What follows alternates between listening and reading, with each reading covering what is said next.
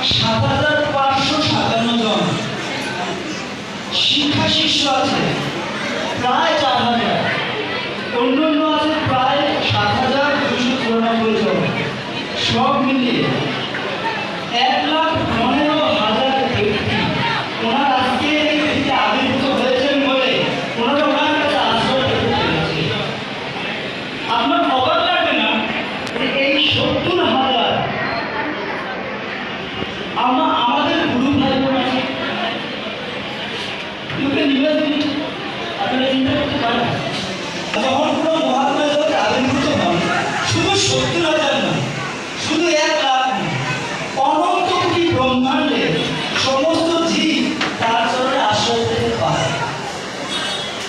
সেজন্য আমি এটা বললাম ভূত না ভবিষ্যৎ, সেটা ছিল প্রভুপাদ